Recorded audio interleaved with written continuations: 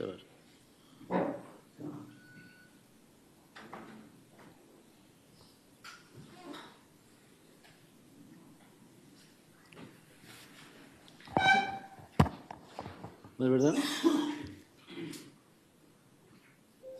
ఈరోజు రాష్ట్రంలో ప్రజాస్వామ్యం అన్నది కనపడడం లేదు. ప్రజాస్వామ్యం పూర్తిగా లేని పరిస్థితి రాష్ట్రంలో ఉంది అని చెప్పడానికి నిన్న జరిగిన ఎన్నికలే ప్రత్యక్ష ఉదాహరణ. నా పక్కన ఇటువైపున అటువైపున ఉన్న వాళ్ళు ఇద్దరు జెడ్పీటీసీ కంటెస్టెడ్ క్యాండిడేట్స్. నా కుడివైపున హేమంత్ పులివెందుల పులివెందుల రూరల్ మండలానికి జెడ్పీటీసీ కంటెస్టెడ్ క్యాండిడేట్. ఇటుపక్కన సుబ్బారెడ్డి ఒంటిమిట్ట జెడ్పీటీసీ స్థానానికి కంటెస్టెడ్ క్యాండిడేట్. రాష్ట్రంలో ఇవాళ ఎలాంటి పరిస్థితులు ఉన్నాయి అని చెప్పడానికి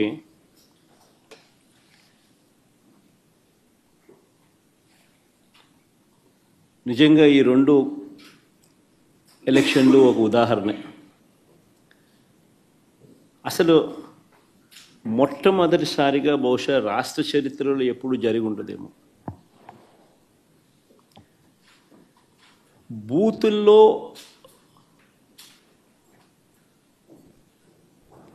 పార్టీకి సంబంధించిన ఏజెంట్ లేకుండా వైఎస్ఆర్సీపీ ప్రతిపక్ష పార్టీ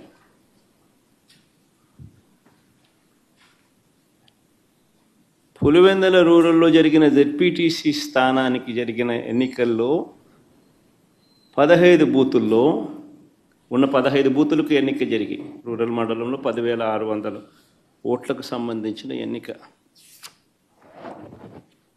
ఆశ్చర్యం ఏమిటంటే బూతుల్లో వైఎస్ఆర్సీపీ ఏజెంట్ లేడు. వైఎస్ఆర్సీపీకి సంబంధించిన ఏజెంట్ బూత్లో కూర్చోకుండా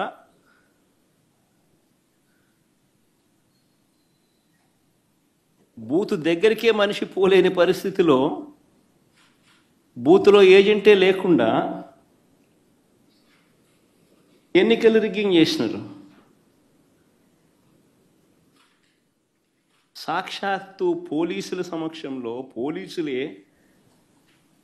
పోలీసుల ప్రోద్బలంతో బూతులోకి వెళ్ళే ఏజెంట్ల ఫాములను వీళ్ళే తీసేసుకొని చింపేసుకొని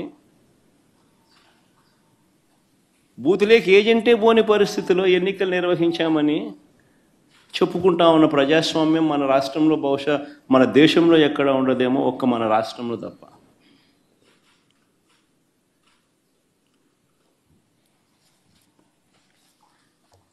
అసలు ఎన్నికల్లో బూత్ ఏజెంట్కు సంబంధించిన విధులు, బాధ్యతలు, హక్కులు ఏమిటి తెలుసా?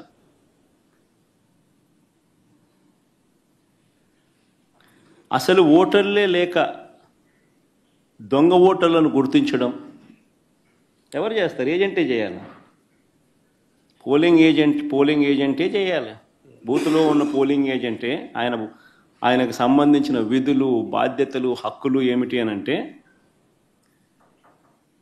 అసలు ఓటర్లా లేక దొంగ ఓటర్లా అని గుర్తించడం, ఓటర్ల జాబితాను తనిఖీ చేయడం, అక్రమాలు, బెదిరింపులు, ప్రలోభాలు పెట్టడాలు, ఫేక్ ఓటర్లు ఉంటే వాటిపై అక్కడే ఉన్న ప్రిసీడింగ్ అధికారికి వెంటనే చెప్పి వాటిపై ఫిర్యాదులను అధికారికంగా నమోదు చేయడం, ఇవన్నీ పోలింగ్ ఏజెంట్ బాధ్యతలు.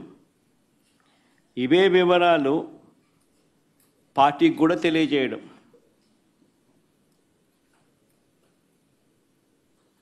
ఈ బాధ్యతలు ఉంటాయి కాబట్టి ఏజెంట్లకు హక్కులు కూడా కల్పిస్తారు.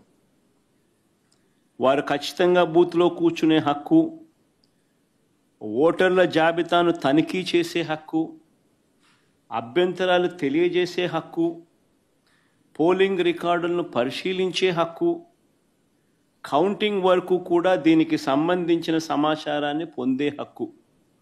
ఇవన్నీ కూడా ఏజెంట్లకు ఉంటాయి. ఒక పోలింగ్ ఏజెంటు బూత్లోకి పోతూనే ఫామ్ 12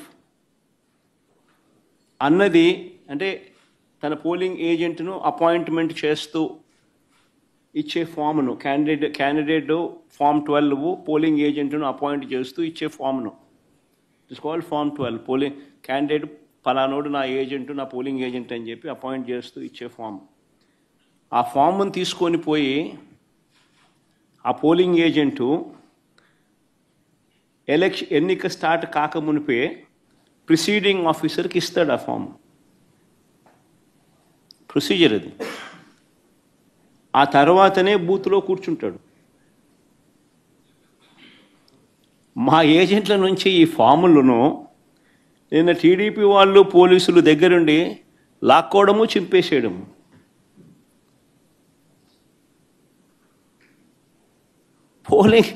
పోలింగ్ ఏజెంట్ అనేవాడు లేకుండా ఎలక్షన్ జరపడం అన్నది నేను ఎక్కడ చూడలా. ప్రజాస్వామ్యం అన్నది ఇంత దిగజారిపోయిన పరిస్థితి బహుశా చరిత్రలో ఎక్కడ చూసిండు మేము.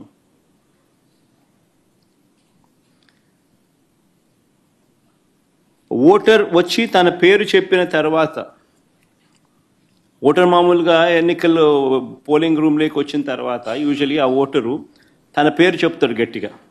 చెప్పిన తర్వాత పోలింగ్ ఆఫీసర్ రిజిస్టర్లో తన వేలిముద్ర కానీ తన సంతకం కానీ తీసుకుంటాడు. ఆ ఓటర్కు సంబంధించిన సమాచారాన్ని తాను పోలింగ్ ఆఫీసర్ ఆ రిజిస్టర్లో వేలిముద్రన్న, ఓటర్ వేలిముద్ర లేదా సంతకమన్నా తీసుకుంటాడు రిజిస్టర్లో. ఈ రిజిస్టర్ నింపేది పోలింగ్ ఆఫీసర్, కానీ తనిఖీ చేసేది ఏజెంట్. అవసరమైతే తాను అభ్యంతరం చెప్తాడు. ఇది ప్రొసీజర్. పోలింగ్ ముగిసిన తర్వాత, అయిపోయిన తర్వాత ఫామ్ 32 అని ఉంటుంది. ఫామ్ 32ను నింపి ఆ బూత్లో ఎన్ని ఓట్లు వచ్చాయి అన్నదాన్ని రికార్డు చేస్తారు. బూత్లో ఉండే అధికారి ఆ రికార్డును ఏజెంట్కు ఇవ్వాల్సి ఉంటుంది. అంతేకాకుండా ఏజెంట్ నుంచి ఒక రిసిప్ట్ కూడా తీసుకుంటాడు ఆ ప్రిసీడింగ్ ఆఫీసర్. ఆ రికార్డుతో ఈ రిసిప్ట్ను కూడా జత చేయాలి.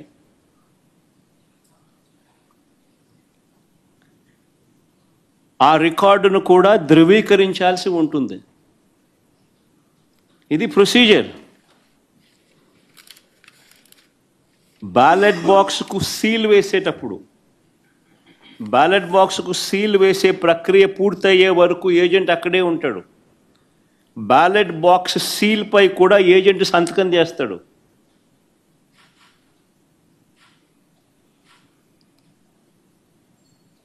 బ్యాలెట్ బాక్స్కు సంబంధించి సీల్పై కూడా ఏజెంట్ సంతకం తీసుకుంటారు. మరి నేను అడుగుతా ఉన్నా, మళ్ళీ ఇవన్నీ జరిగాయా అని అడుగుతా ఉన్నా.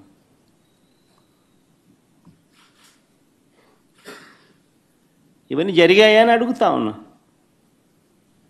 అసలు ఏజెంట్లే లేకుండా చేసి ఎన్నికలు జరిపినప్పుడు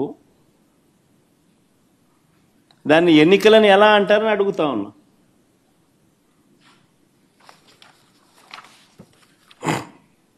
నిజంగా డెమోక్రసీలో ఉన్న ప్రతి ఒక్కరూ కూడా దీని గురించి ప్రశ్నించకపోతే, దీని గన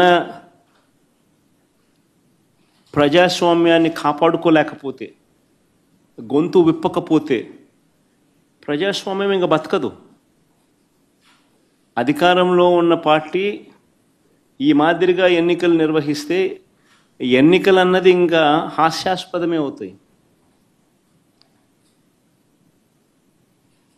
ఎన్నికలు పెట్టాల్సిన ఎన్నికలు ఇంకా ఏం జరపాల్సిన పనులా, ఇంకా మన ఇష్టం గుద్దుకోవడమే. కానీ ఎన్నిక అని చెప్పి చెప్పాల్సిన పని కూడా. రాష్ట్రంలో ముఖ్యమంత్రి స్థానంలో ఉన్న చంద్రబాబు నాయుడు గారు నిజంగా అన్నిటికన్నా బాధ ఆయనతో చేతులు కలిపి అంటగాగుతా ఉన్న తన ఎల్లో మీడియా.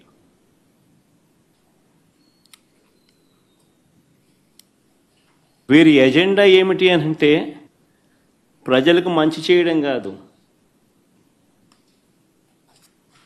డెమోక్రసీని కాపాడడం కాదు,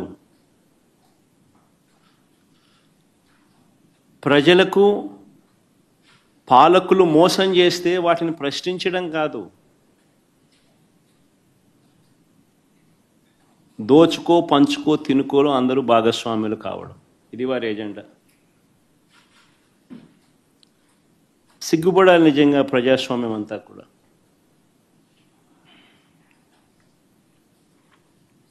ఈరోజు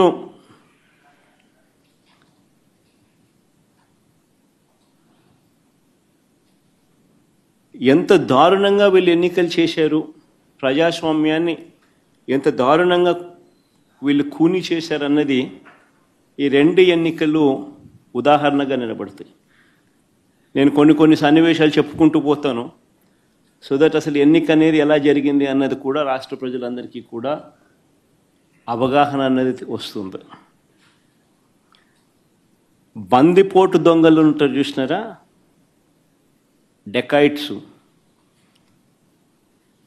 ఇంతకుముందు ఏదో ఏం వ్యాలీ అది, చంబల్ వ్యాలీ అని వింటా అంటాం. ఈరోజు నిజంగా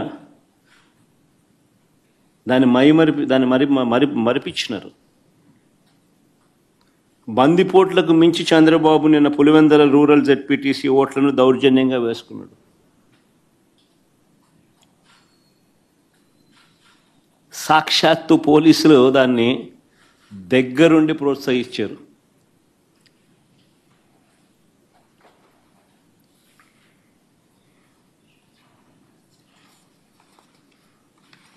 నేను చంద్రబాబు గారిని ఛాలెంజ్ చేస్తా ఉన్నా, అయ్యా చంద్రబాబు గారు, మీ పరిపాలన మీద నీకు నమ్మకం ఉంటే, మీరు మంచి చేశారు ప్రజలకు అన్న విశ్వాసం మీలో ఉంటే, ప్రజలు మీకు ఓటు వేస్తారు అన్న నమ్మకం మీకుంటే,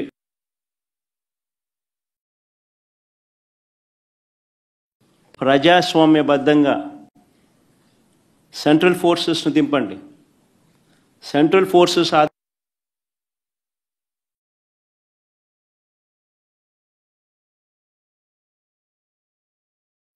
ప్రజాస్వామ్యబద్ధంగా ఎన్నికలు జరిపించండి.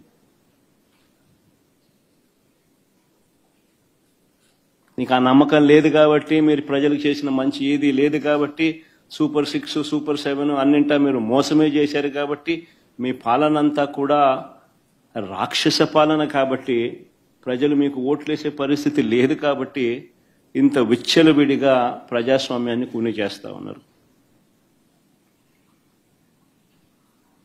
నేను అడుగుతా ఉన్న చంద్రబాబు నాయుడు, ప్రతి బూతుకు సంబంధించిన వెబ్ కాస్టింగ్ను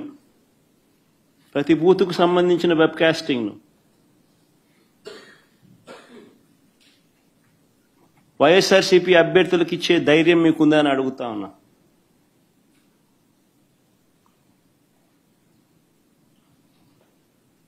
పోలింగ్ బూత్ ఆవరణల్లో సీసీ ఫుటేజ్ను ఇచ్చే ధైర్యం మీకుందా అని అడుగుతా ఉన్నా.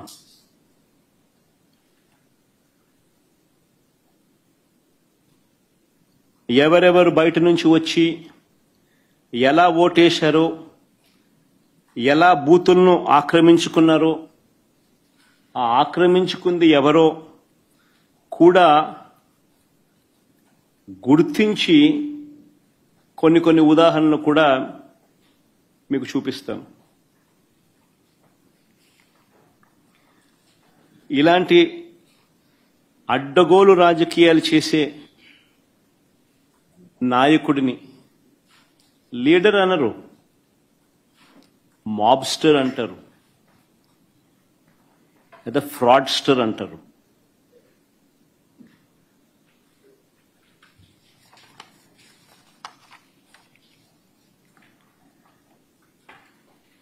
ఉదాహరణ నేను చెప్తాను, ఎంత దారుణంగా ఈ మోసము అనే కార్యక్రమము, అన్యాయం అనే కార్యక్రమము జరుగుతూ వచ్చింది అన్నదానికి నిదర్శనాలు చెప్తా.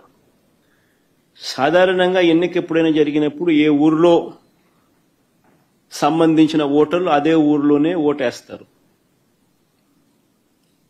ఇది మామూలుగా గతంలో కూడా జరుగుతూ ఉన్న ప్రక్రియని. గత ఎన్నికల్లో కూడా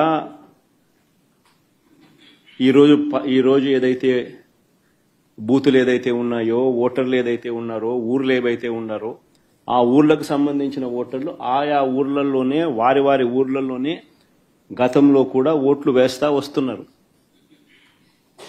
ఇది సర్వసాధారణంగా జరుగుతూ ఉన్న ప్రక్రియ. కానీ ప్రత్యేకంగా ఈ ఎన్నికలకు సంబంధించి, ఇప్పుడు ఈ ఎన్నికలకు సంబంధించి చంద్రబాబు నాయుడు గారి కుట్రలు ఏ స్థాయిలో ఉన్నాయి అనంటే, బూతులను అటు ఇటు మార్చేశారు. ఒకసారి టేబుల్ని మీరే చూడండి. ఆ బూతులను ఎలా మార్చారు అన్నది మీకే అర్థమవుతుంది.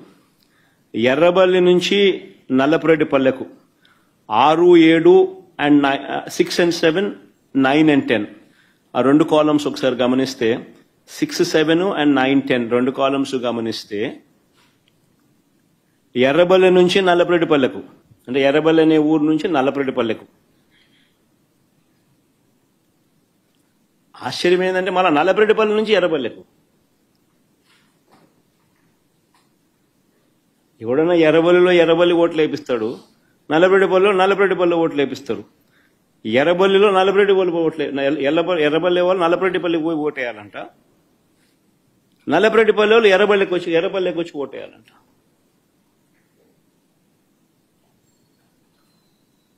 సిక్స్ 7 చూడండి, 9, 10 చూడండి.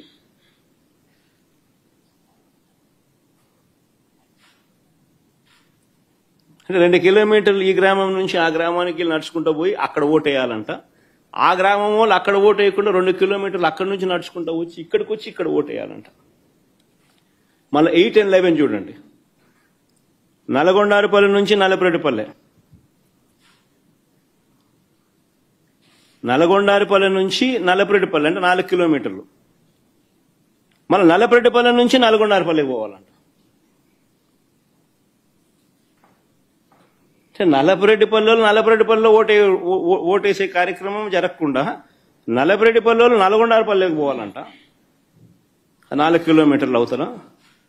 నల్గొండారుపల్లిలో ఓటేయకూడదంట. 4 కిలోమీటర్లు నడుచుకుంటూ వచ్చి నల్లపురెడ్డిపల్లిలో ఓటేయాలంట. అంటే ఏ రకంగా స్కెచ్ చేసినారనేది చూడండి అని అడుగుతా ఉన్నా. ఇక్కడ నుంచి స్టార్ట్ అయ్యింది.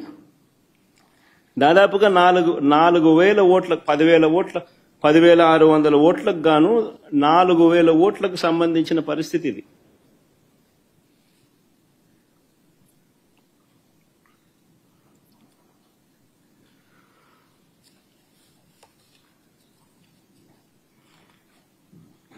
వీళ్ళ ఆలోచన ఏంది?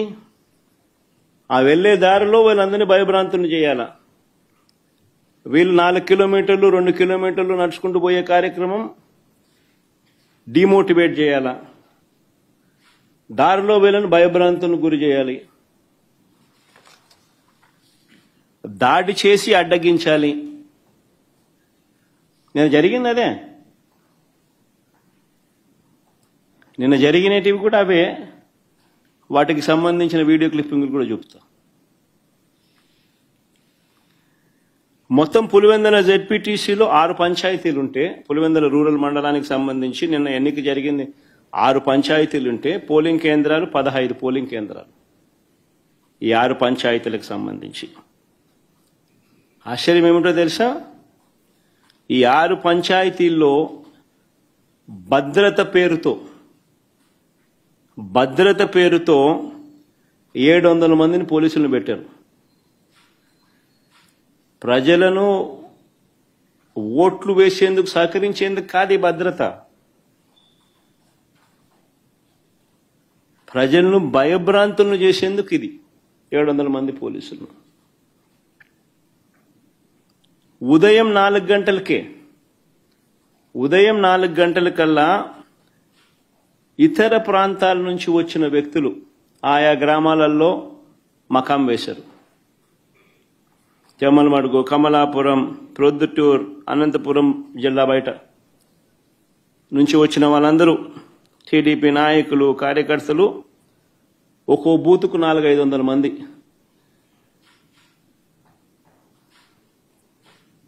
బయట వాళ్ళు వచ్చి పాగేసినారు. పోలీసుల సమక్షంలోనే, పోలీసుల దగ్గరుండి ప్రోత్సహిస్తూ.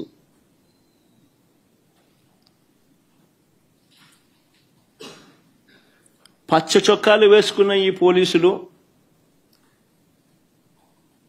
బయట నుంచి వచ్చిన ఈ టీడీపీ కార్యకర్తలు, వారికి సంబంధించిన నాయకులు వీళ్ళే దాదాపుగా 7-8 వేల మంది. 15 బూతులు, ఒక్కొక్క బూతులో దాదాపుగా 400-500 మంది బయట వాళ్ళు, ఈ 700 మంది పోలీసులు. ఈ సంఖ్య దాదాపుగా 7,000 మంది, 7-8 వేల మంది. అంటే ఒక్కొక్క ఓటరుకు బయట నుంచి ఒక్కో రౌడీ దాదాపుగా.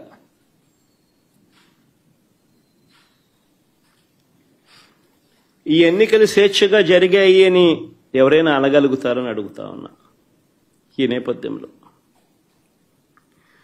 టీడీపీ మంత్రులు, ఎమ్మెల్యేలు ఎన్నిక జరుగుతున్న గ్రామాలలో అరాచకం సృష్టించుకునేందుకు ఈ గ్రామాలను పంచుకున్నారు. మంత్రి సవిత, ఆమెకు సంబంధించిన మనుషులు ఎర్రబల్లిలో తిష్ట వేస్తే ఆమెకు సంబంధించిన నాయకులు, ఆమెకు సంబంధించిన మనుషులు ఎర్రబల్లిలో ఆమె తిష్టేస్తే, ఎమ్మెల్యే ఆదినారాయణ రెడ్డి నల్లపరెడ్డిపల్లెకు భారీగా జమ్మలమడుగు నుంచి తీసుకొచ్చిన కార్యకర్తలను, నాయకులను అక్కడ తిష్టేయడం. మరో టీడీపీ ఎమ్మెల్యే పుత్తా చైతన్య ఈ కొత్తపల్లిలో 100 మంది తన కార్యకర్తలతో తాను అక్కడే మకాం.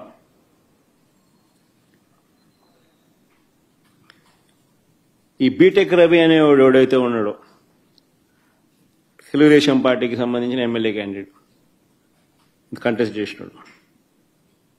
ఈ మనిషి పులివెందుల రూరల్ ఓటర్ కాదు. ఈ బీటెక్ రవి అనేవాడు పులివెందుల రూరల్ ఓటర్ కాకపోయినా కూడా తాను కూడా కనంపల్లిలో తిష్ట వేసి దౌర్జన్యం చేసినాడు.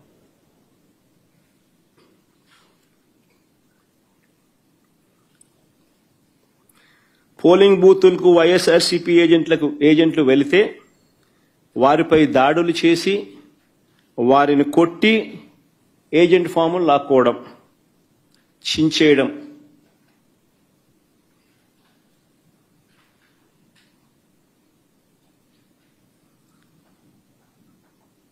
ఓటర్లు ఎవరైనా ఓటింగ్ చేయడానికి పోతే వారి ఓటర్ స్లిప్పులు లాక్కొని వాళ్ళని వెనక్కి పంపించేసేయడం. ఆ ఓటర్ స్లిప్ వీళ్ళు తీసుకొని పోయి వీళ్ళు ఓట్లు వేయడం.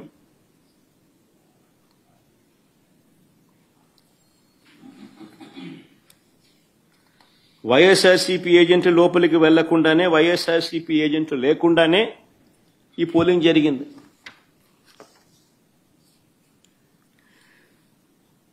ఎవరైనా బూత్ వైపుకు వచ్చిన వారు వైఎస్ఆర్సీపీ ఓటర్ అయినా, న్యూట్రల్ ఓటర్ అయినా టీడీపీ గ్యాంగులు వారిని అడ్డుకోవడం, బెదిరించడం, భయపెట్టడం, ఓటర్ స్లిప్పులు తీసుకోవడం, లాక్కుని వాళ్ళని పంపించేసేయడం. ఖచ్చితంగా టీడీపీకి ఓటేసే టీడీపీ వాడైతేనే లోపలికి పోతాడు. ఇలా ఓట్లేసిన ఇతర నియోజకవర్గాల నుంచి వచ్చిన వాళ్ళు, ఇతర మండలాల నుంచి వచ్చిన వాళ్ళు, వీళ్ళందరినీ కూడా ఒకసారి ఏ రకంగా వీళ్ళు దొంగ ఓట్లు వేసినారు, ఏ రకంగా ఇది జరిగింది అన్నది కొన్ని ఉదాహరణలతో కొన్ని మా వాళ్ళు ఫోటోలు ప్రదర్శిస్తారు. ఒకసారి చూడండి. ఒకసారి ఇది బాగా ఇంట్రెస్టింగ్గా ఉంది. ఫోటో చూడండి ఒకసారి. కలెక్టర్ సమక్షంలోనే ఆయన జోబిలో 2 చేతులు జోబిలో పెట్టుకొని ఉన్నాడు చూసినాం. ఆయన కలెక్టర్, ఆయన పేరు శ్రీధర్, చెరుకూరి శ్రీధర్. ఆయన కలెక్టర్. ఆయన సమక్షంలోనే ఆ ఫోటోలో కనపడుతున్నారు చూసినామా, వాళ్ళు దొంగోట్లు వేస్తున్నారు. వాళ్ళు ఎవరు అనంటే జమ్మలమడుగు నియోజకవర్గానికి చెందిన దస్తగిరి అనే ఒకడు, సందీప్ కుమార్ అనే ఒకడు. వాళ్ళకు సంబంధించిన వివరాలు ఇంకా కొంచెం కిందికి పోతే ఆ వివరాలు కూడా ఇలా ఉంటాయి. ఆ ఫోటో కూడా చూపించు. అది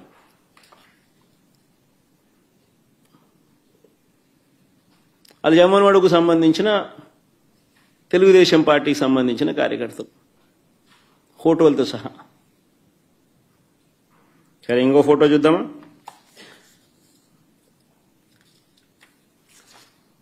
ఇంకోడు ఇంతకుముందు నేను చూపించింది నల్లపరెడ్డిపల్లె, ఇప్పుడు కూడా నల్లపరెడ్డిపల్లె. ఆ ఫోటోలో సర్కిల్ చేసి చూపించిన ఆయన చూసినాడు కదా, ఆయన కూడా జమ్మలమడుగు నియోజకవర్గానికి సంబంధించిన మనిషి. ప్రకాశం పేరు అది. ఆయనకు సంబంధించిన వివరాలు అయ్యి.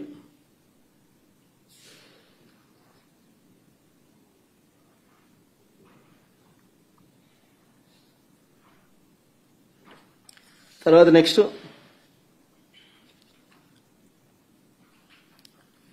జనార్దన్ రెడ్డి ద్వారకచర్ల, ఈయన జమ్మలమడుగు నియోజకవర్గం నల్లపరెడ్డిపల్లె. ఆయనకు సంబంధించిన వివరాలు అయ్యి.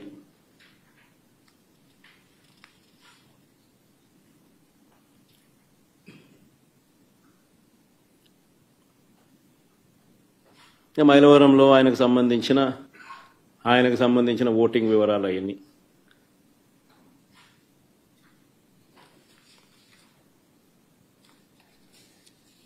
ఇంకొకడు పొన్న తోట మల్లికార్జున, చంద్రబాబు నాయుడుతో మంచి పోజిస్తున్నాడు చూడండి. జిల్లా రైతు ప్రధాన కార్యదర్శి అయిన, market yard vice chairman Jammalamadugu నియోజకవర్గం. నా పులివెందుల్లో నల్లపరెడ్డిపల్లిలో వీళ్ళు వచ్చి ఓట్లేస్తున్నారు. వీళ్ళు ఓట్లేస్తా ఉన్నారు. ఏజెంట్ అనేవాడు లేడు కాబట్టి అడిగేవాడు లేడు, మాట్లాడేవాడు లేడు. ఇచ్చేది వేయిస్తున్నారు. కలెక్టర్ 2 చేతులు జోబులు పెట్టుకొని చూస్తున్నాడు, వేయిస్తున్నాడు.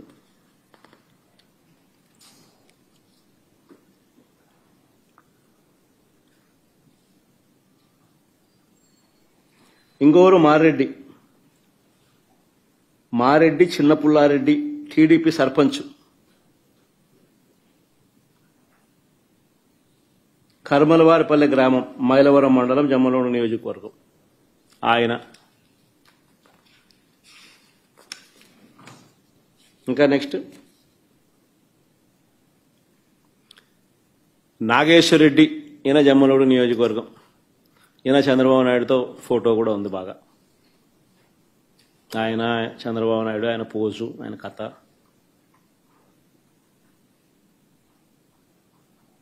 జమ్మలమడుగు మండలం అయినది. ఇంకో ఫోటో నెక్స్ట్ ఇది ఎర్రబల్లి పంచాయతీలో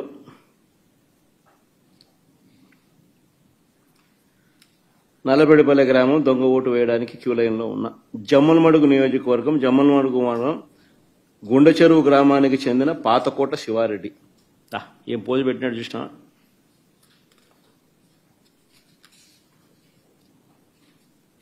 నెక్స్ట్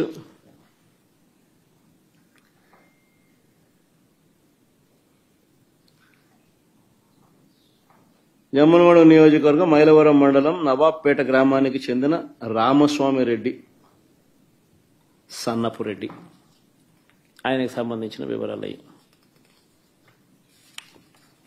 నెక్స్ట్ చూడండి, ఏం పోస్ట్ ఉండడం కూడా. జమ్మలమడుగు నియోజకవర్గం పెద్దమడియం మండలం భీమగుండం గ్రామానికి చెందిన కొత్తపల్లి రాజగోపాల్. ఆయన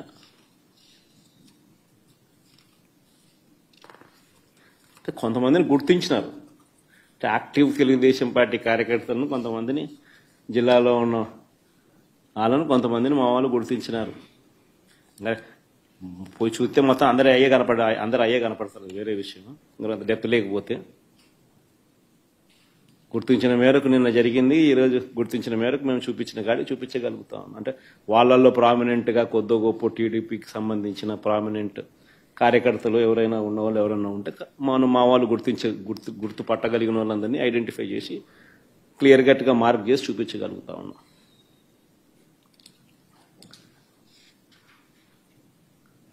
హనుమత్ ఈయన ఇంకొక ఆయన హనుమంతగిరి గ్రామానికి చెందిన బోయిన బాలుగ్రామ్.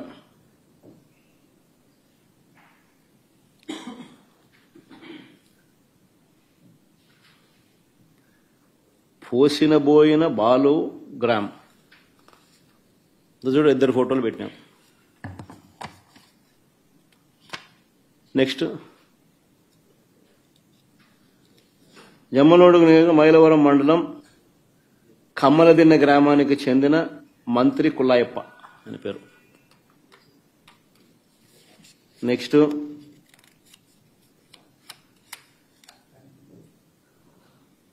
ఇది భలే ఆశ్చర్యం. రీపోలింగ్ జరుగుతుంది. రీపోలింగ్లో కూడా ఈరోజు పొద్దున కమలాపురానికి నిలబడ్డ ఈ వ్యక్తి టీడీపీ నాయకుడు నారాయణ యాదవ్.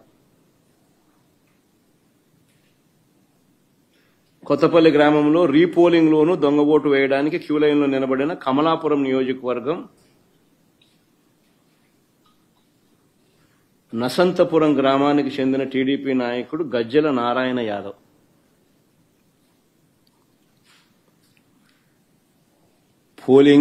పోలింగ్ బూతుల్లో ఏజెంట్లు లేరు. వైఎస్ఆర్సీపీకి సంబంధించిన యథేచ్ఛగా దొంగోట్లు క్యూ లైన్లో నిలబడి వీళ్ళే సర్క్యులర్ పద్ధతిలో వీళ్ళంతకి వీళ్ళే రొటేషన్ పద్ధతిలో తిప్పుతున్నారు.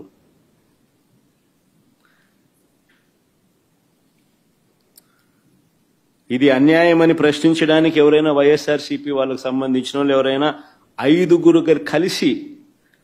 మంది కలిసి వెళ్ళినా కూడా వారిని పోలీసులు తరిమి కొడుతున్నారు.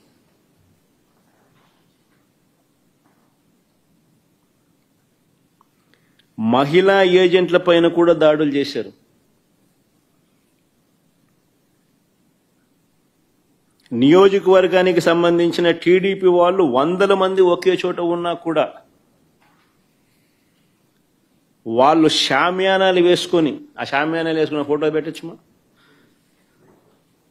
షామియానాలు వేసుకొని చూడు భోజనాలు చేస్తున్నారు, షామియానాలు పెట్టుకున్నారు, పోలీసుల సమక్షంలో జరుగుతుంది, ఆన్నే తింటున్నారు.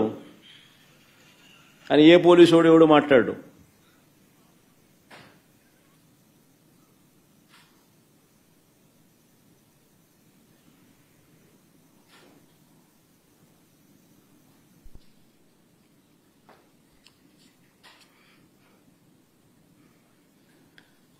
అసలు ఈ ఎన్నికల జెడ్పీటీసీ ఎన్నికల్లో పోలీసులను నిజంగా ఏరుకోరి నియమించుకున్నారు. ఈ పోలీసులను కూడా కోరి ఎవరిని అక్కడ పెట్టాలి అని చెప్పి నియమించినారు. ప్రశాంతంగా పోలింగ్ జరిగేలా చూడాల్సింది పోయి ఏ రకంగా తెలుగుదేశం పార్టీకి వీళ్ళే పచ్చ చొక్కాలు వేసుకొని పనిచేశారు అని చెప్పడానికి సాక్షాత్తు ఇక్కడ డిఐజీ అదే పనిగా పులివెందులకు వచ్చి కూర్చున్నాడు. ఆయన నేను రాత్రి నుంచే దౌర్జన్యకాండ స్టార్టు దగ్గరుండి ఆయన సమక్షంలోనే జరిగించినాడు. ఎవడి డిఐజీ అంటే కోయా ప్రవీణ్. కోయా ప్రవీణ్ అంటే టీడీపీ మాజీ ఎంపీ గరికపాటి రామ్మోహన్ రావు గారి సమీప బంధువు. వరుసకు అల్లడవుతాడు. తెలుగుదేశం పార్టీకి సంబంధించిన వాళ్ళ రాజ్యసభ వాళ్ళ ఎంపీ గరికపాటి రామ్మోహన్ రావు గారి సమీప బంధువు వరుసకు అల్లుడవుతాడు. ఆయన ఆయన ఆధ్వర్యంలో ఎన్నికలు జరుగుతున్నాయి. పచ్చ చొక్కా వేసుకున్న డిఐజీ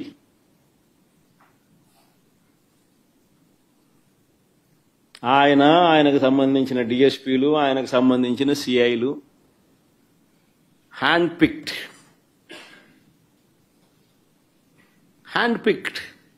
ప్రతి ఆఫీసర్ అక్కడ ఎవడు ఉండాలా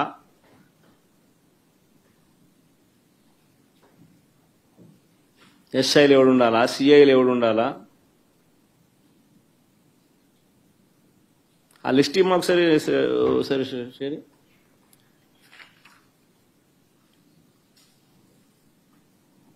చంద్రబాబు నాయుడు పరిపాలనలో అసలు పోలీసులు ఎవరైనా చంద్రబాబు నాయుడు మాట వినకపోతే పరిస్థితి ఏమిటో తెలుసా? డీజీ స్థాయిలో ఉన్న అధికారులు సైతం జైళ్ల పాలు. PSR Anjaneyulu jail. దళిత వర్గానికి చెందిన డీజీ స్థాయి అధికారి సునీల్ కుమార్ అరెస్టెడ్. మరో additional DG Sanjay arrested. DIG Vishal Gunni arrested, case booked. BC వర్గానికి చెందిన ఐజీ కాంతిలాల్ రాణా కేసెస్. ఇంకా తదితరులు ఎంతో మంది సస్పెండెడ్, హెరాస్డ్, అరెస్టెడ్ కేటగిరీలో. మరెందరో ఎస్పీల మీద తప్పుడు కేసులు పెట్టి విచారణ పేరుతో వేధిస్తా ఉన్నారు. వీరి కాక 4 నాన్ క్యాడర్ ఎస్పీలు, ఒక కమాండెంట్ స్థాయి అధికారి, 22 మంది అడిషనల్ ఎస్పీలు, 55 మంది డిఎస్పీలకు పోస్టింగులు లేవు. మరో 6 డిఎస్పీలు, 3 అడిషనల్ కమాండెంట్లు, 2 అసిస్టెంట్ కమాండెంట్లు కూడా హెడ్ క్వార్టర్స్ లో రిపోర్టింగ్ చేయిస్తున్నారు. 8 మంది డిఎస్పీలను సస్పెండ్ చేశారు. వీరు కాకుండా మరో 80 నుంచి 100 మంది ఇన్స్పెక్టర్లు, 100 మంది కానిస్టేబుల్ వీఆర్లో ఉన్నారు. అంటే లిటరల్గా ఆయనకు సంబంధించిన ఆఫీసర్లు, ఆయనకు సంబంధించిన పోలీసులను తీసుకొస్తున్నారు. వాళ్ళకు కావలసిన పనులు చేయిస్తూ ఉన్నారు. చంద్రబాబు నాయుడు చేస్తూ ఉన్న కరప్షన్లలో వీళ్ళందరూ భాగస్వాములు. డిఐజీ ఆధ్వర్యంలో కలెక్షన్స్. మాఫియా రింగ్ లీడర్ ఎవడంటే డిఐజీ. ఆయన ప్రాంతంలో జరిగే బెల్ట్ షాపుల ఆక్షన్ దగ్గర నుంచి, బెల్ట్ షాపులు నడిపించాలంటే వాళ్ళు ఇచ్చే డబ్బుల దగ్గర కలెక్షన్ దగ్గర నుంచి, పర్మిట్ రూములు, ఇల్లీగల్ పర్మిట్ రూములు నడపడం దగ్గర నుంచి, నడిపించడం కోసం వాళ్ళ దగ్గర నుంచి కలెక్ట్ చేసే డబ్బుల దగ్గర నుంచి, ఆయా నియోజకవర్గంలో ఇసుక, మట్టి, లాటరైటు, క్వాడ్స్, శాండ్, సిలికా, ఇంకా ఏమైనా ఉన్నా కూడా వీళ్ళకి ఇచ్చే దగ్గర నుంచి, నియోజకవర్గంలో ప్యాకాట క్లబ్బులు నడిపించడం దగ్గర నుంచి, నియోజకవర్గంలో ఏ పరిశ్రమ నడవాలన్నా కూడా వాళ్ళను సైతం బెదిరించి వాళ్ళు కూడా డబ్బులు ఇచ్చే దగ్గర నుంచి డిఐజీలే పంచుతున్నారు. ఎమ్మెల్యేలకింత, చిన్నబాబుకింత, పెద్దబాబుకింత అని చెప్పి సిఐల ఆధ్వర్యంలో నడిపిస్తూ ఉన్నారు. ఈ డిఐజీలు, ఈ డిఎస్పీలు, ఈ సిఐలు. ఇది ముఠా నాయకత్వం.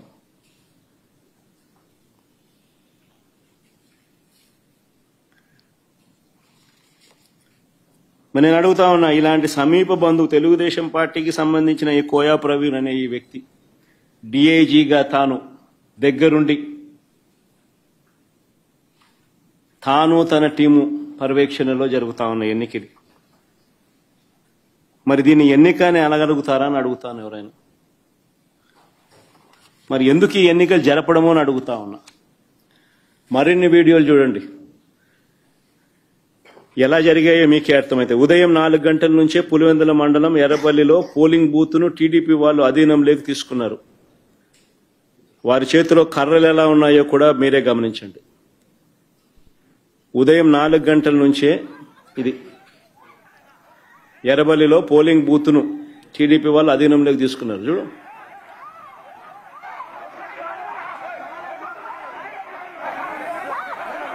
సౌండ్ కూడా పెట్టమన్నారు, అది బాగా ఇంట్రెస్టింగ్ గా ఉంది.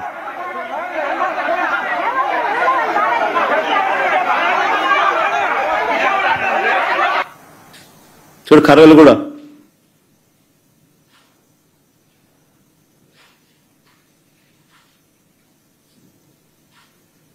మళ్ళా కర్రలకు పోజులు. మళ్ళా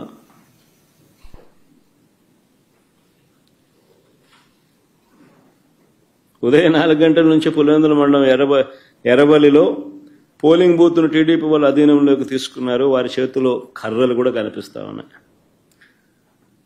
రెండో క్లిప్పింగ్. టీడీపీ వాళ్ళు చేసిన అక్రమాలను అడ్డుకోకూడదని ఏకంగా మా ఎంపీ అవినాష్ రెడ్డిని తెల్లవారుజామునే పులివెందులలో అరెస్ట్ చేసినారు. అసలు ఆయన పులివెందుల రూరల్లో కూడా లేడు, పులివెందుల టౌన్లో ఉన్నాడు. టౌన్లో ఎన్నిక జరగడంలా ఆయన టౌన్లో ఉన్నాడు, ఆయన ఇంట్లో ఉన్నాడు. ఆయన ఇంట్లో ఆయన అరెస్ట్ చేస్తా ఉన్నారు.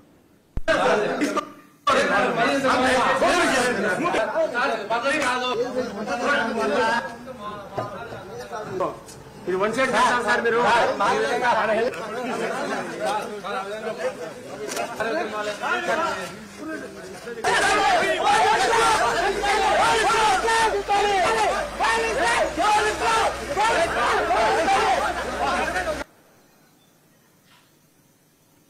అవినాష్ రెడ్డి రూరల్లో కూడా లేడు, టౌన్లో పులివెందుల టౌన్లో ఉన్నాడు. పులివెందుల టౌన్లో ఎన్నికలు జరగడం, టౌన్లో తన ఇంట్లో ఉన్న తనను అరెస్ట్ చేసి తీసుకొని పోతా ఉన్నారు.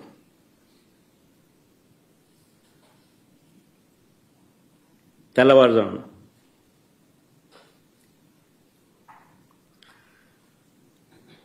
ఇంకొక వీడియో, బయట ప్రాంతాల నుంచి వచ్చిన టీడీపీ వాళ్ళు మరింత రెచ్చిపోయారు. మోట్నూతలపల్లిలో పోలింగ్ బూత్కు 2 కిలోమీటర్ల ముందే వాహనాలను ఆపి అడ్డగించారు.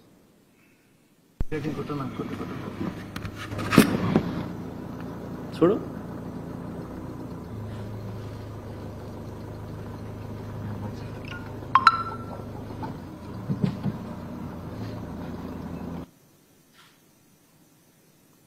ఓటర్లు పోలింగ్ పోయడానికి వాళ్ళ పోయే కార్యక్రమం కూడా మోట్నూతలపల్లి పోలింగ్ బూత్కు 2 కిలోమీటర్ల ముందే వాహనాలను ఆపి ఓటర్లను అడ్డగించిన టీడీపీ మొక్కలు.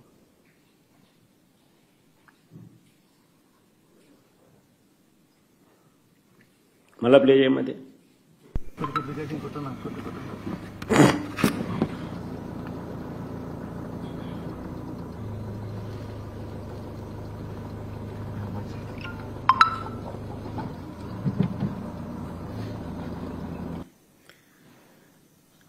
ఎర్రబల్లి గ్రామంలో బూత్ లోపలికి రానివ్వకుండా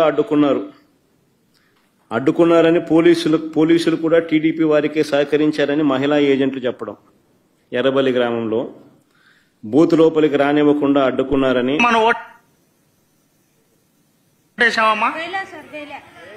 ఏమా ఎందుకు వేయలేదు? ఏమంటున్నారు అక్కడ వెళ్ళింటే? ఏమా నువ్వేమన్నా వేసినావు ఓటమ్మా? ఏమా ఎందుకు వేయలేదు? అంటే వాళ్ళు స్లిప్పులు తీసుకొని వాళ్ళే వేసుకుని చింపేసినారు సార్. ఏమో నువ్వు వేసినావు ఓటు? సార్ స్లిప్ తీసుకొని ఓటేని పోయినాము, మా స్లిప్ మా చేతికి ఇచ్చి మీరు ఓటు వేసుకుంటే వెళ్ళిపోండి అన్నారు సార్. ఏమా నువ్వు వేసినావు ఓటు? ఏమా ఎందుకు వేయలేదు? కొత్త వాళ్ళు వచ్చి మా ఓటు వేసుకుంటున్నారు, మమ్మల్ని తొక్కుతున్నారు. ఏమా నువ్వు ఓటు వేసినావమ్మా? ఏమా ఎందుకు వేయలేదు? మమ్మల్ని లోపలికే రానిలే లోపలికి రానిలే. ఏజెంట్ అయినా కానీ పాప అని తోలుతున్నారు, ఊరివే రానిలే. కనంపల్లి సర్పంచ్ రామాంజనేయులు ఇంటికి వెళ్లి గన్తో బెదిరించిన పోలీసులు. కనంపల్లి సర్పంచ్ రామాంజనేయులు ఇంటికి వెళ్లి గన్తో బెదిరించిన పోలీసులు. చూడు, ఆయన మంచం మీద గన్ పెట్టి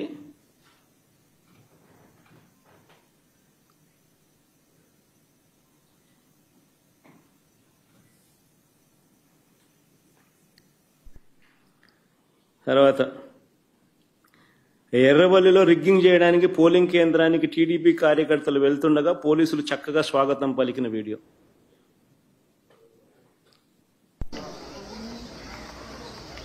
ఇప్పుడు బాగా చక్కగా వస్తున్నారు బయట. గుంపులో అందరినీ ఇక్కడ నడవడుతున్నారు కళ్ళు ఎలా ముందు ప్లాన్ ఉండాలి.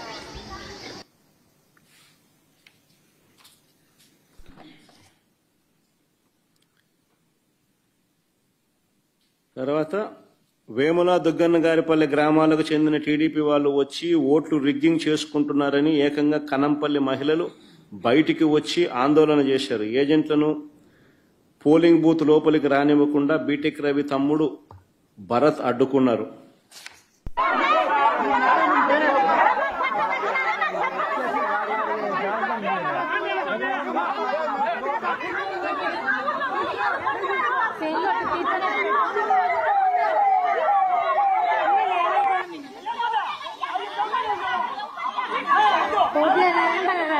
మీరు అక్కడ ఓట్లు వేయాలని పట్టు చీరలు కట్టినారు. ఓట్లు కావాలంటే మేమే అంటున్నారా? ఓట్లు వాళ్ళే వేసుకున్నారంట. ఓటు వేసుకోవడానికి తమను రానివ్వలేదని కనంపల్లిలో మహిళా ఓటర్లు ఏకంగా ధర్నా చేసినారు. ఓటు వేసుకోవడానికి అవకాశం ఇవ్వాలంటూ ఏకంగా పోలీసుల కాళ్ళు పట్టుకోవాల్సిన పరిస్థితి.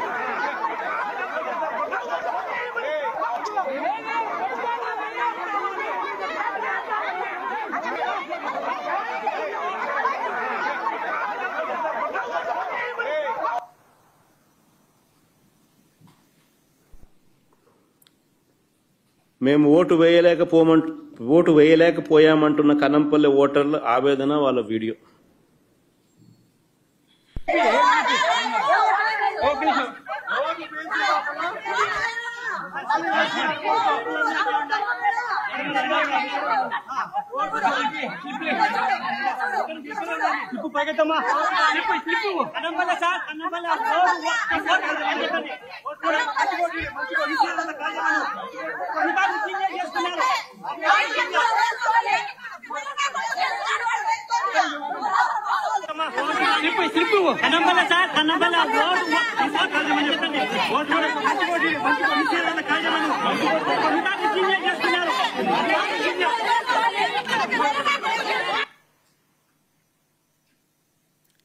పులివెందుల జెడ్పీటీసీ అభ్యర్థి హేమంత్ రెడ్డిని కనీసం ఇల్లు కూడా కదలనీయలేదు. క్యాండిడేట్ ను ఇంట్లో నుంచి బయటికి రానిలా.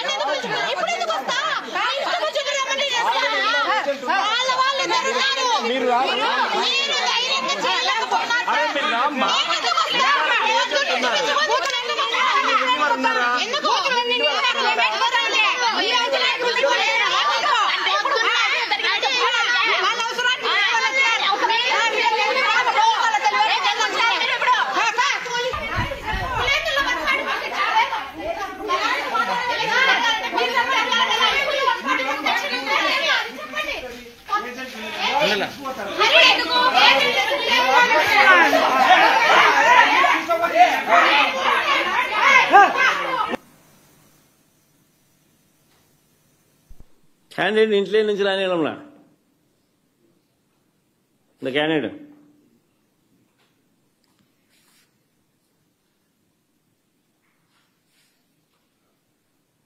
మా ఊళ్ళో ఓటు వేసే పరిస్థితి లేదు, ప్రజాస్వామ్యాన్ని కూని చేశారంటున్న ఓటర్లు. ఎందుకు మీరు ఎవరైనా వేస్తారు, ఎవరైనా గెలుస్తారు, పిల్లలు కాదు ముండలు గెలుస్తారు, ఎందుకు పెట్టాలా?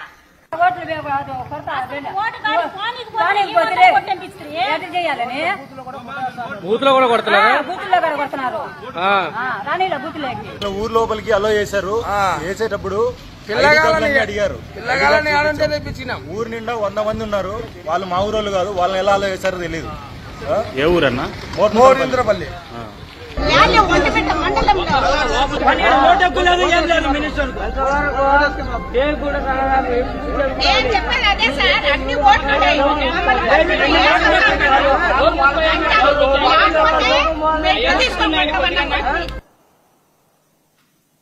ఈ ఒంటిమిట్ట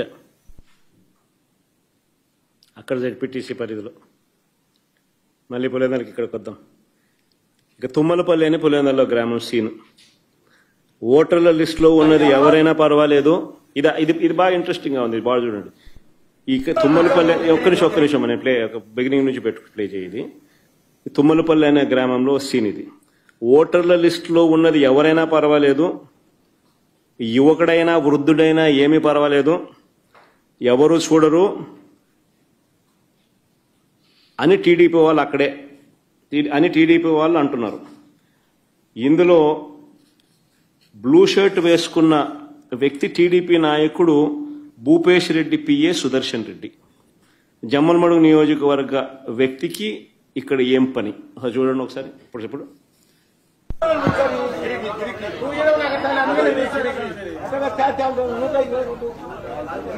వీళ్ళే స్లిప్లు ఇస్తా ఉన్నారు,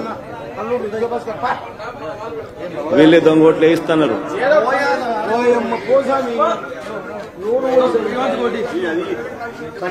మల్లారెడ్డి రామరెడ్డి 124 పోయి చెప్పుకోండి. ఏం కాదు బాబా, అప్పుడు ఇప్పుడు వయసు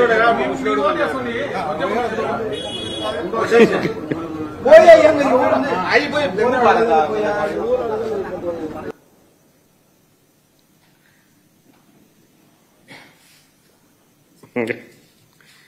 ఆ బ్లూ షర్ట్ వేసుకున్న ఆయన భూపేష్ రెడ్డి పిఏ సుదర్శన్ రెడ్డి, జమ్మలమడుగు నియోజకవర్గం.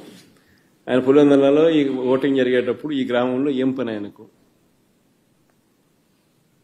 ఆయనే ఓటర్ స్లిప్లు ఇస్తున్నాడు, ఆయనే ఓటర్లను పంపిస్తున్నాడు. వాళ్ళు ముసలోడైనా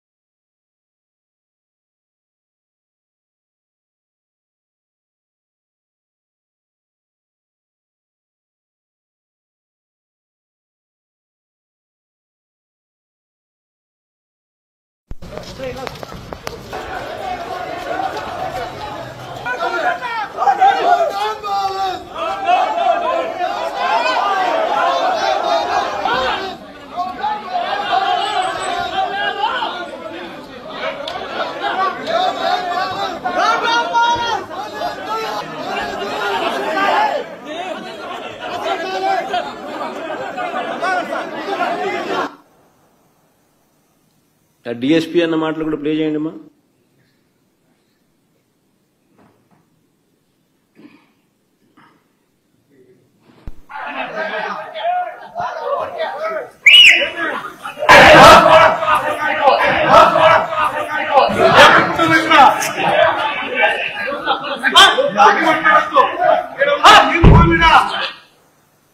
కాల్చి పారేస్తా నా కొడక అంతేనా డిఎస్పీ.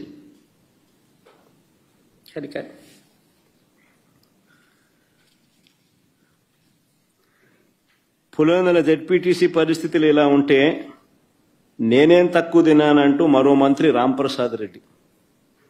తన నియోజకవర్గంతో సంబంధం లేదు, తన పరిధిలో లేదు. ఒంటిమిట్ట మండలంలోని చిన్న కొత్తపల్లె గ్రామానికి వెళ్లి అక్కడ బూత్లో ఆయన రౌడీజం.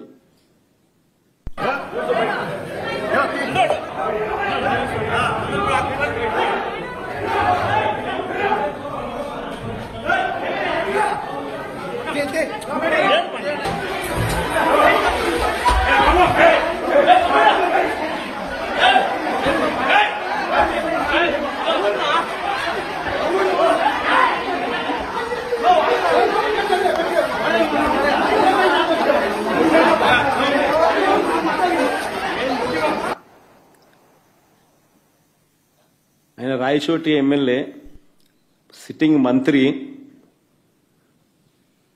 ఒంటిమిట్ట మండలం జెడ్పీటీసీకి సంబంధించి అక్కడ ఆయన చేస్తా ఉన్న దారుణాలు చిన్న కొత్తపల్లెలో ఈ ఘటన జరుగుతూ ఉండగా తీసిన వీడియో ఫుటేజ్. నేరుగా బూతులేకి పోవడం, ఏజెంట్లను లాగేయడం.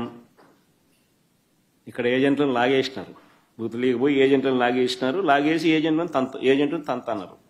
ఏజెంట్ను తంతా ఉన్న ఫోటో మంత్రి సమక్షంలోనే.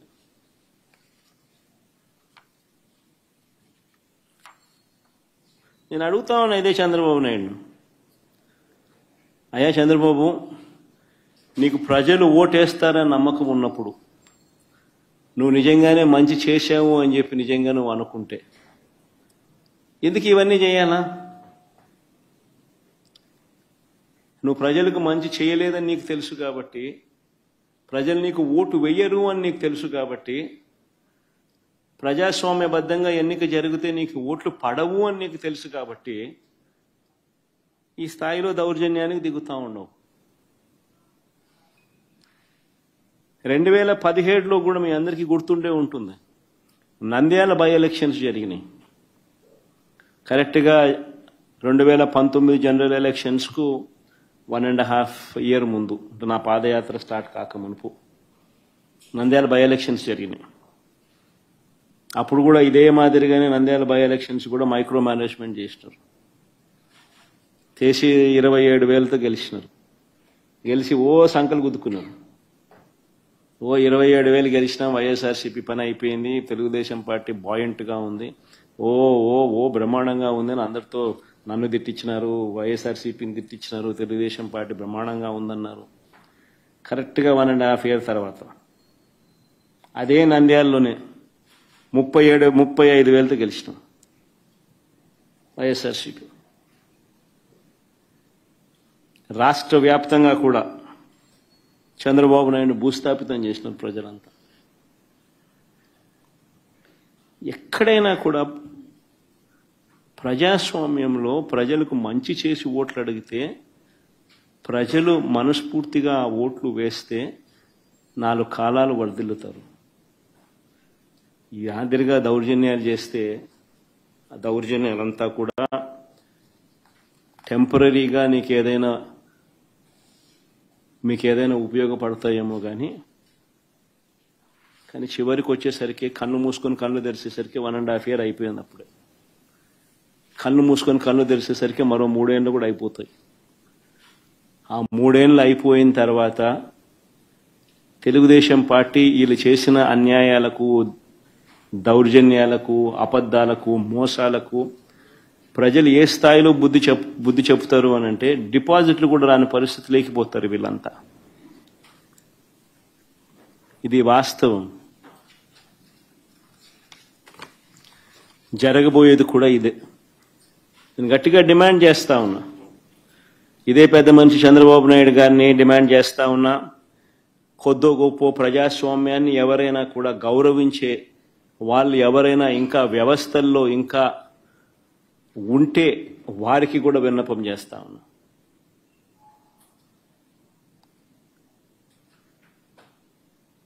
ప్రజాస్వామ్యాన్ని కాపాడుకునే కార్యక్రమం చేయకపోతే, ప్రజాస్వామ్యం ఒక్కసారి చెయ్యి జారిపోతే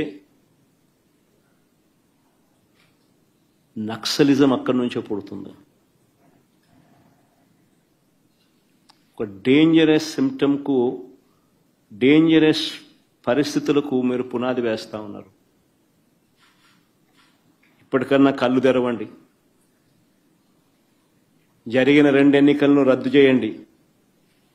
ప్రజాస్వామ్యబద్ధంగా సెంట్రల్ గవర్నమెంట్ ఫోర్సెస్ చేత వాళ్ళ ఆధ్వర్యంలో ఎన్నికలు జరిపించండి. ప్రజలు ఎవరికి ఓటు వేస్తారో ఒక ఛాలెంజ్గా తీసుకోండి. చంద్రబాబు నాయుడు గారికి గట్టిగా హితవు పలుకుతా ఉన్నా, మీరు చేస్తా ఉన్నది చాలా అంటే చాలా దౌర్భాగ్యమైన పని. తప్పుడు పునాదులకు మీరు వేస్తా ఉన్నారు, తప్పుడు పునాదులు వేస్తా ఉన్నారు. ఇది రేపొద్దున వృక్షం అవుతుంది. మీరు చేసే ప్రతి పని మీకు చుట్టుకుంటుంది. మీరు గ్రామాలలో ఈరోజు మీరు తీసుకొచ్చే ఈ కక్షలు, కార్పణ్యాలు, ఈ మాదిరిగా చేయడాలు, దుర్మార్గాలు, ఇవన్నీ కూడా రేపొద్దున మీకు చుట్టుకుంటాయి.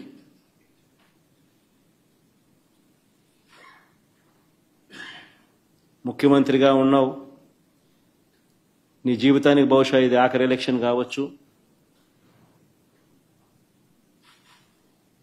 రామకృష్ణ అని అనుకునే ఈ వయసులో కనీసం ఆ మాటలన్నా అనుకుంటే పుణ్యమన్నా వస్తుంది.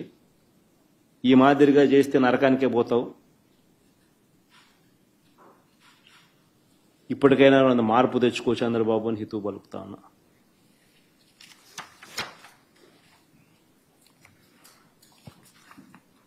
సార్ ఇప్పుడు ఈ ఎలక్షన్స్ రద్దు చేయాలని మీరు డిమాండ్ చేస్తూ ఉన్నారు సార్. ఒకవేళ రాష్ట్ర ప్రభుత్వం కానీ లేదంటే ఎన్నికల కమిషన్ కానీ ఈ విషయంలో చర్యలు తీసుకోకపోతే మీ నెక్స్ట్ కార్యాచరణ ఏ విధంగా ఉండబోతుంది? ఈ అంశంలో ముందు ఎట్లా ఫైట్ చేయబోతా ఉన్నారు సార్? బేసికలీ ఈ మాదిరిగా ఎలక్షన్ జరిగేట్టుగా అయితే ఎలక్షన్ అనే దానికి మీనింగ్ ఏముంది? ఎందుకు ఎలక్షన్ జరపడం ఎందుకు? ఆ ఎంపీటీసీలకు, ఆ ఎంపీపీలకు, ఆ జెడ్పీ చైర్మన్లకు ఎన్ని ఎలక్షన్లు ఎక్కడ జరుపుతున్నారు? కౌన్సిల్ చైర్మన్లకు మీ ఇష్టం వచ్చినట్టుగా మీరంతకు మీరే దౌర్జన్యంగా ప్రలోభాలు పెడుతున్నారు, కొనేస్తున్నారు. ఎలక్షన్లకు మీకు సంఖ్యాబలం లేకపోయినా కానీ మీరు మీ అధికార దుర్వినియోగం చేస్తూ మీరు లాగేసుకుంటున్నారు. అక్కడి నుంచే మొదలుపెట్టిన సాంప్రదాయం చివరికి ఓటర్ల దాకా కూడా తీసుకొని పోతా ఉన్నారు. ఇప్పుడు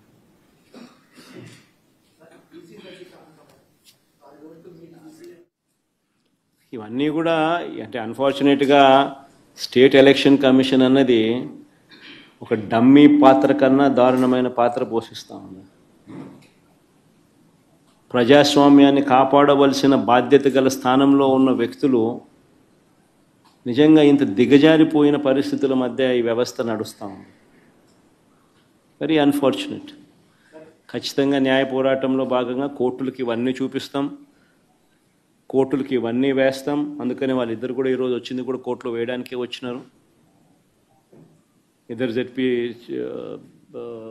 టీసీ అభ్యర్థులు కూడా కోర్టులో వేయడానికే ఇక్కడికి వచ్చినారు. ఈ డీటెయిల్స్ అన్నీ తీసుకొని పోయి వీళ్ళు కోర్టులో వేస్తారు.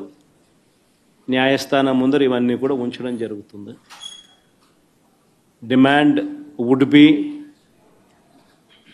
కేంద్ర బలగాల చేత, కేంద్ర బలగాల ఆధ్వర్యంలో ప్రజాస్వామ్యబద్ధంగా ఎన్నికలు జరిగించాలి అన్నది డిమాండ్ ఉంటుంది. ఆ డిమాండ్తోనే కోర్టుకు కూడా ఆశ్రయించడం కూడా జరుగుతుంది.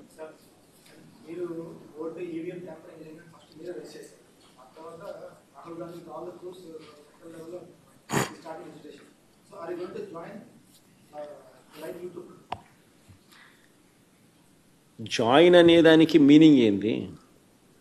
What is the meaning and definition of joining? State election commission ముందర మాకున్న అభ్యంతరాలను, జరిగిన అన్యాయాలను సవివరంగా వివరించినాం. ఇన్ఫ్యాక్ట్ దేశంలో కల్లా ఎక్కడన్నా బిగ్గెస్ట్ అనామలీ ఎక్కడన్నా జరిగిందంటే అది రాష్ట్రంలోనే. 12.5% వాళ్ళు ఓటు ముగిసే నాటికి, ఓట్లు కౌంటింగ్ నాటికి percentage of difference highest in the country బహుశా ఆంధ్ర రాష్ట్రంలోనే జరిగింది. 12.5%. అంటే దాదాపుగా 48 లక్షల ఓట్లు ఆ స్థాయిలో జరిగినప్పుడు అది ఎలక్షన్ కమిషన్కి మొన్న ప్రజెంటేషన్లో మా వాళ్ళంతా పోయి ఇచ్చినాం. ఎలక్షన్ కమిషన్కి చెప్పినాం. వాళ్ళు ఇప్పుడు ఇంటెన్సివ్ సర్ అనే అది ఉంది కదా, స్టేట్ ఇంటెన్సివ్ ఏం సార్ అంటే ఇంటెన్సివ్ రివిజన్ ఏదైతే ఎక్సర్సైజ్ ఉందో అది ఆంధ్ర రాష్ట్రంలో కూడా మేము చేస్తాము అని చెప్పి కూడా సానుకూలంగా చెప్పినారు. కానీ at the end of the day అన్ఫార్చునేట్గా ఏం చేయగలుగుతాం? ఏదైనా కానీ ఈ రాహుల్ గాంధీ అనే వ్యక్తి ఏదైతే చెప్తా ఉన్నారో, ఎందుకు ఈ రాహుల్ గాంధీ అనే వ్యక్తి ఆంధ్ర గురించి ఎందుకు మాట్లాడడం లేదు చెప్పు? చంద్రబాబు నాయుడుతో హాట్ లైన్లో టచ్లో ఉన్నాడు కాబట్టి మాట్లాడడం. ఎందుకు Andhra in charge national spokesperson మనిషోడు మాణిక్యం ఠాకూరా అడే పొద్దున్న చంద్రబాబు నాయుడు గురించి మాట్లాడినాడా? ఏ పొద్దున్న ప్రజాస్వామ్యాన్నిలో ఇంత కూని చేస్తా అంటే ఏమైనా క్వశ్చన్ చేసినాడా? చంద్రబాబు నాయుడు ఇన్ని స్కాములు చేస్తున్నాడు, కంటి ముందర కనపడుతుంది. యా వీధికి పోయినా బెల్ట్ షాప్ కనపడుతుంది, యా పక్కకు తిరిగినా పర్మిట్ రూమ్ కనిపిస్తుంది. ఎంఆర్పి రేట్ల కన్నా ఎక్కువ రేటుకి అమ్ముతున్నారు. ఏ రోజైనా మాట్లాడినాడా? మన గురించి, నా గురించి మాట్లాడతాడు. ఎందుకు చంద్రబాబు నాయుడు గురించి ఎందుకు మాట్లాడు? కారణం hot line. Chandrababu, Revanth, Congress high command. అంతే కదా. ఎందుకంటే చంద్రబాబు నాయుడు గురించి ఎందుకు మాట్లాడు చెప్పు? ఆ రాహుల్ గాంధీ ఆంధ్ర గురించి ఎందుకు మాట్లాడు చెప్పు? ఆంధ్రాలో అంతకన్నా పెద్ద జరిగింది కదా, ఇవి మాట్లాడుతున్నారు. స్కాములు, ఎలక్షన్ ఓటింగ్ గీటింగు, ఓటు చోరీ, ఇంకోటి అంటున్నారు కదా. మన ఆంధ్రాలో జరిగింది కదా. మన ఎందుకు మాట్లాడు? 12.5% మాట్లాడు. ఎందుకంటే హాట్ లైన్ చంద్రబాబు నాయుడు, రాహుల్ గాంధీ, రేవంత్ రెడ్డి. వీళ్ళు పార్టీలు, వీళ్ళకు ఎజెండా. మన అంతే.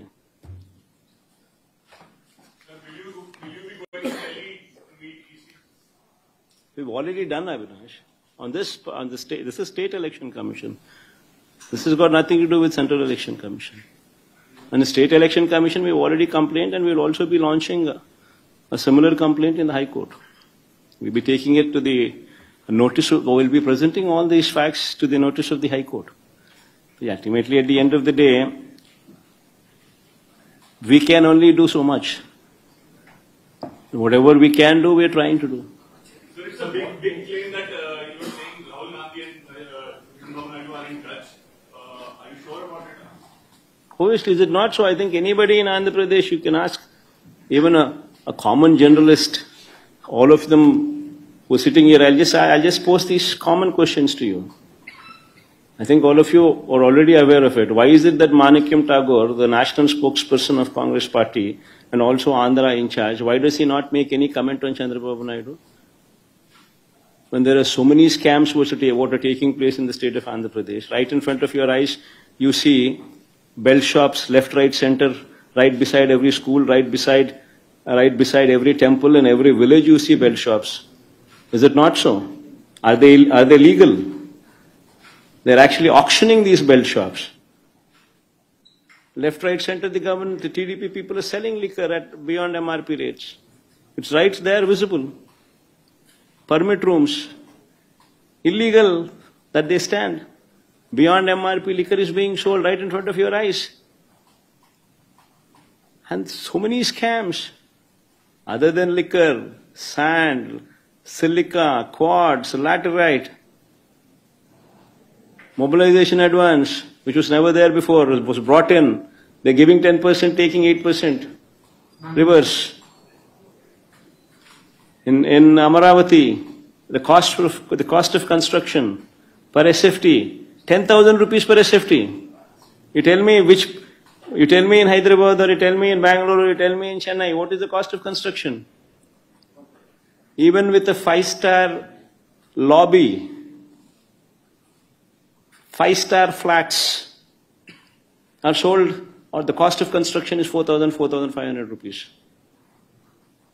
The cost of construction to construct something like that would be 4,500 rupees per SFT. In Amaravati, you're talking about 9,000, 10,000 rupees per SFT. Is it not a scam? Right in front of your eyes. The PPAs, they made a hue and cry. When we had made PPAs at 2 rupees 49 paise. Now they have signed PPAs for 4 rupees 60 paise. Is it not a scam? The lands that they're giving at throwaway prices to real estate companies. Ooh, what is that group? Lulu. What is that other group? Satwa.